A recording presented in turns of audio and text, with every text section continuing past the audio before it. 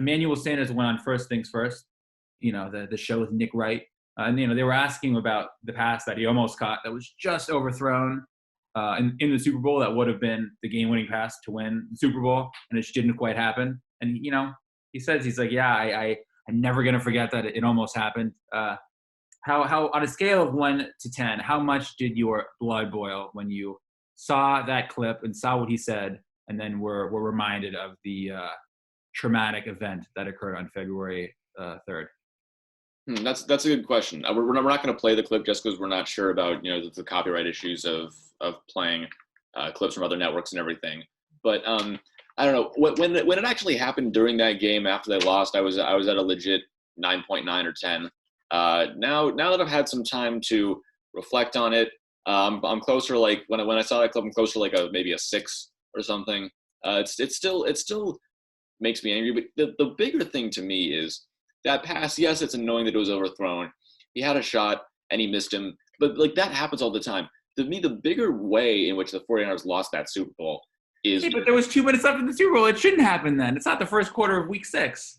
Yes, it happens all the time. But you have to come through in a big spot. The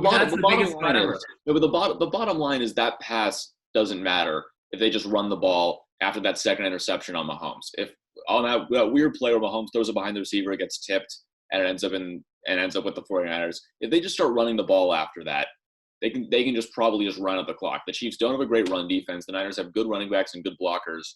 And if they decide to just run the ball instead of throwing it on both second and third down, they can start killing the clock, keep it out of Mahomes' hands. And I don't see that was the thing that will always, yes, as a 49ers fan, but just as a watcher of football in general, that is the thing that will always boggle my mind about that game. Yeah. Why do they not run the ball? It was second and long, and I think Shanahan thought, well, if it's a third and long in an obvious passing situation, it's less likely that they would get it. So I think that's why he tried the play action, and it just didn't work. And then then you're in third and long, and Jimmy's not quite he's not a superstar.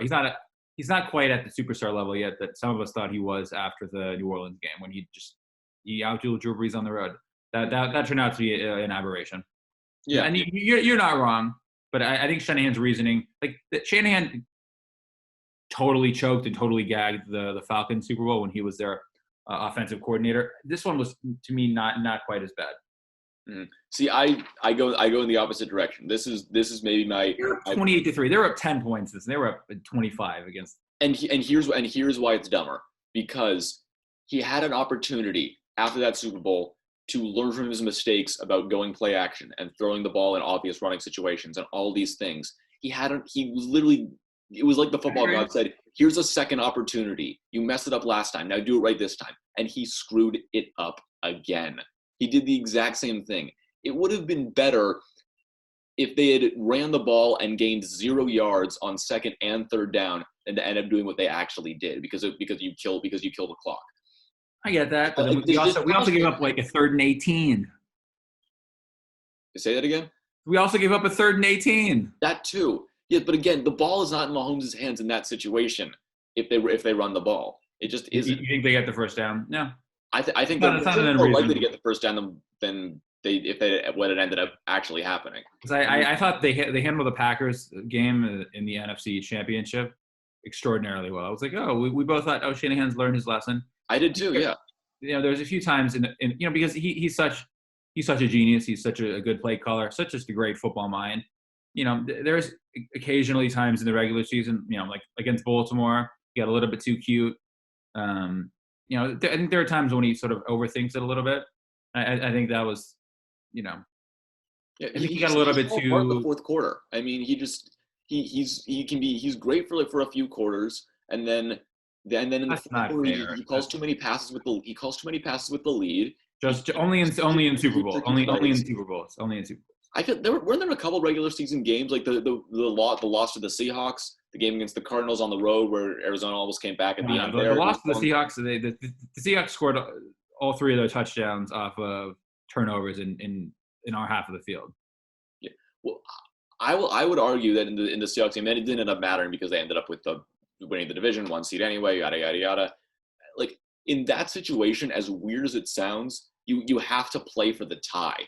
They tried too hard to go 90 Nah, I yards don't agree with in that. 2 minutes or whatever it Not, was, and okay. and it, and thankfully for them, it worked out by the end of the season. But if that Barely. but if Hollister gains 6 more inches on that play and winds up at the end zone, then you go back to that game where they don't just try to run the clock down. And I get that it is an incredibly conservative way of looking at a football game. I'm very aware of that, but I think that is a situation where you have to factor in the whole season outlook and the situation you're in at that moment and play for the tie. So okay, I get that logic, and that may work in terms of just like the unemotional, just look at it like practical kind of way. So look, they passed it on all 3 downs, and with they had two. For people who don't remember, there's 2 minutes left in overtime, tie game. If they run the ball 3 times, the Seahawks had no timeouts, so they could have kneeled it 3 times and just walked off with the tie. I think the problem with what you're saying is, and yes, they should have ran it maybe 1 or 2 times. That way, in case, or in the situation where they did have to punt it back to the Seahawks, then they would have less time. So they should have backed themselves up with the plan B to give Russell Wilson less time. So that was a mistake. But in terms of just giving up and not even trying to go down the field, I don't agree with that. Then I'm you're not saying sending they should have taken a knee. I'm not saying they should have kneeled the ball 3 times. I'm just saying, okay, but if run it a few times, see if you can bust something for 15 or 20 yards, and if you can do that, then you go for it.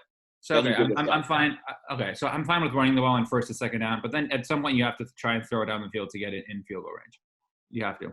Yeah, and I can understand that, but the way they did it But with three passes, agreed. So look, Shanahan's not a perfect coach, and he's also, I would take him, over every coach the Niners have had this century, and with Harbaugh, it's close. So yeah, I just think that, like, I honestly wonder if we need to check Kyle Shanahan to see if he has some sort of memory loss disease where he forgets everything once every 3 years. Because how do you get placed in the same situation in 2 Super Bowls 3 years apart and make the same mistake again? I just don't get it. How he can remember what happened when he was with Atlanta and then still do the same thing that cost him again. Like, I would love to talk to him and understand his logic there.